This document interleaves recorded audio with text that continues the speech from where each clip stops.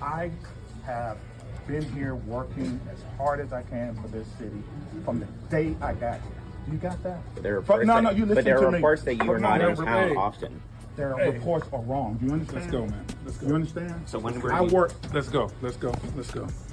Thank you. America, 3 people are dead, a toddler took a bullet, and a man running Seattle's police department spent the next morning yelling at a reporter for asking a simple question.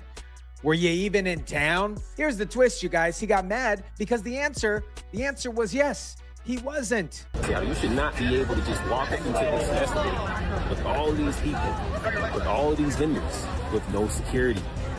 We in here with the bag, you feel me? With the bag. If nobody else is gonna talk about it, I'm gonna talk about it. We officially found the security after eating food in a fenced area.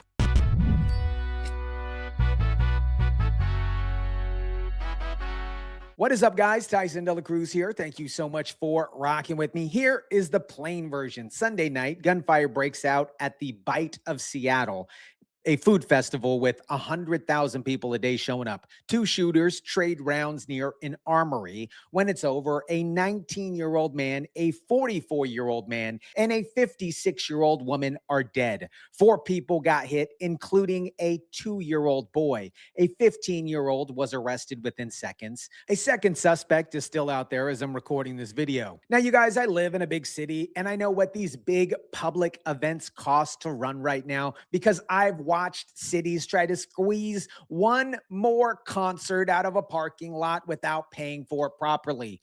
When something like this goes wrong at a scale like this, it is never one thing. It is a dozen small corners cut. Death by 1,000 paper cuts, and somebody eventually pays for every single one. Now, I got to be fair here because the facts actually cut against the easy story, if you would. Chief Barnes himself said it on camera that staffing was at the festival and they were adequate and they were placed properly and all that stuff. His officers heard the shots. They ran towards the gunfire and helped take the first shooter into custody within seconds. The staffing was adequate. The placement was good. That's one of the first things that I checked on when I got the first call around 6:30. And because of such, we believe that additional loss or injury of life occurred. Our officers, as well as members from the fire department, medic team, ran toward gunfire in an attempt to render life-saving aid. So no, this isn't the story about cops sitting on their hands. I got to give credit where credit is due. The officers were there and they were actually doing their job. But a TikToker, a guy who filmed the festival the day before, found actual holes in about 90 seconds. There were no pat downs. There were no bag checks. Nobody screening for 100,000 people walking past vendor booths. And when he looked for security, he found it fenced off. People eating lunch separate from the exact crowd it was supposed to be protecting. Our good basement dweller friend Katie Wilson, the mayor's office, then put out a statement that same night saying 2 suspects were in custody. It was actually only 1 suspect. A reporter asked her directly on camera, asked Katie Wilson on camera the next day if the 5-hour wait to speak to the public was really about coordinating with politicians who wanted to be on camera for it. So a lot of people in the public right now believe the reason why there was a 5-hour delay was because we had politicians who wanted to get in front of the camera. So I want to get you on the record. Is that true? Was the delay at all to do with because we needed politicians to get in front of the No, that is absolutely not the case. Of course, Katie, basement dweller Wilson, denied it. Then 30 seconds later admitted her own office's statement that night included an initial inaccuracy. Yeah, I mean, my office put out a statement at 8:30, which again included an initial inaccuracy. So you don't get denied that it was about politics, then explain in that same breath why the info was actually wrong. And Chief Barnes wasn't just late to the podium. He was in Dallas at an awards banquet, and reports say weekend trips out of town are something that he's done regularly since taking the job. Also, I've asked SPD why Chief Sean Barnes was not at the press conference. So far, no response. Multiple outlets, though, have reported that he often travels back to Chicago on weekends and that is the exact question that the reporter asked him the next morning. That is the exact question that got him escorted away from his own staff. Here's the part that should bother you more than the delay itself. People don't get angry over questions that are not true. If a reporter asked you something completely wrong, at least in my opinion, you correct them and you move on. You don't need 3 staffers forcefully pulling you away from a reporter. Who are these so-called dignitaries? They'll be here in a minute. It's all a big show, you're saying? Is that what the direct footage? Wow. They are waiting.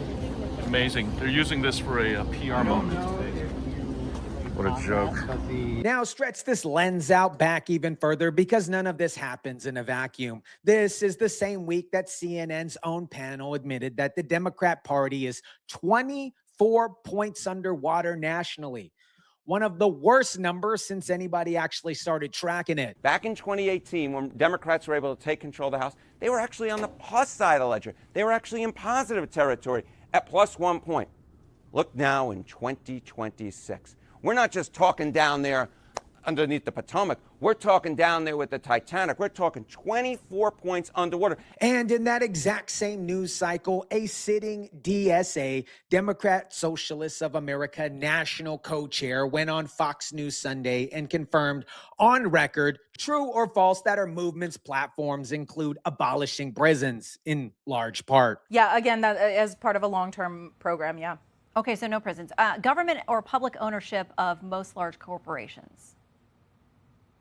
Yeah, absolutely. You want to know why a city can lose 3 people at a food festival with 0 bag checks? And the response from leadership is a press conference delayed for politicians and a police chief who blows up on a reporter for asking where he was at the time, because the party running the city has spent years telling its voters that fewer consequences and less enforcement is compassion.